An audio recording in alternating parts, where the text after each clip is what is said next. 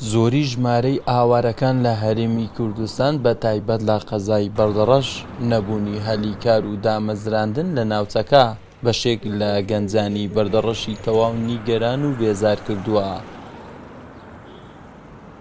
ئەمنۆک و کرێکارێک لە قەزای بەردەڕەشەوە چەندی ساڵە کرێکاری دەکەم لە بەردەڕەش ڕاستیەکەی وتی ئاوارەی سووری هاتی و ئاوارەکان دیهاتیە ئەمە خۆم کرێکارم چەندین ساڵە کرێکارم ئەوڕۆ پێش نڕایەتمە شۆلێک بکەم شۆلەکە بەدڵمان نەبوو خدا ما گوتی ئاوارە دەینین ینی وەلی هاتی ئاوارەی سووری هاتی ینی شۆلێکی یەکجارێکدا هەرزان دەکەن وای لێ کردە گەنجەکان لە قەزای بەڕز لە زۆر جێ ینی شۆ لەوانێ بکەیت کابرا دەڵێ ئەوەندا دەین ناوە سووری دەینین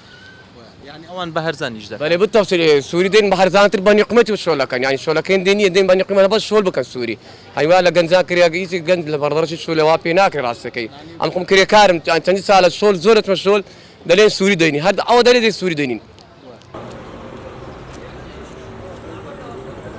والله ئەو ئاوارانە ئینسان ئەوانە ئاتنە ئێرە هیچ ئیش و کاری لەو خەڵکەی یعنی نێشت ئێرە لێرە حەمەلا کار دەکە یعنی بە کارێکی عالم بە گونجاو خەڵک یعنی لە خەڵکی خۆمان بە خەڵکی خۆمان بحەوێتەوە یعنی ئەمە دەزانێت چەندان نەفەر هەیە بێشۆل لێران هەموو شۆلەکەیان ڕاگرتیە. لە هەرێمی کوردستان ڕێژەی بێکاری زۆر بەرزە و تا دێت ڕێژەی بێکاری ڕووی لە زیادبوون دەکات. بارودۆخی ئابووری دارایی هەرێمیش ڕۆژ لە دوای ڕۆژ زیاتر دووچاری هەڕەشەی مەزنتر دەبێتەوە. زیاتر هەلیکار بڕەخسەین بۆ گەنجانی خۆمان ئێمە سیر کە تەماشاکرد لە قەزای بەردەڕەش و دەوروبەری